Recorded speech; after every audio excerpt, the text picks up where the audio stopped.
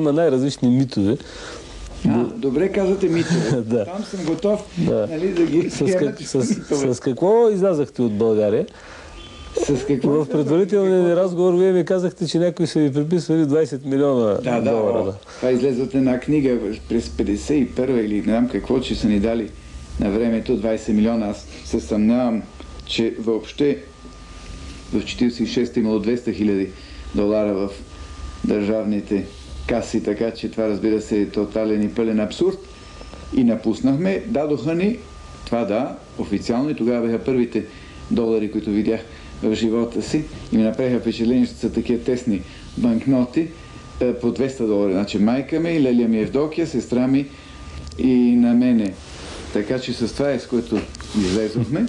И след той, както казвам, дядо и баба италианците ни помогнаха, и като те се поминаха, майка ми наследи вече нещо и после вече аз започнах да работя. Но ще ви кажа нещо, което не съм разправил, понеже всъщност са частни работи, но е като анекдот за митовете, дето говорихме.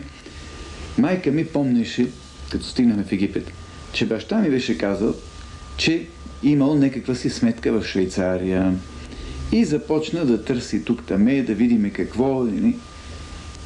И чак в 50-та година най-после се добрахме до това и не беше една, ами две сметки. И то на името на сестра ми Мария Луиза, която сега живее, между прочим, в Щатите, и другата сметка на мое име, и в която имаше по 12 500 швейцарски франка във всяка една, които баща ми след 25 годишно царувано беше успял да сложи на страна за децата си. И аз като гледам ден днешен някои от държавните глави, да не стигаме само до тях, но и други политици в кавички, какви баснословни имоти, имения и изобщо пари слагат, и пак казвам в кавички, слагат на страна, и просто покрусително, и като гледам ние колко скромничко сме си живяли, но това е анекдот. Да довършим темата.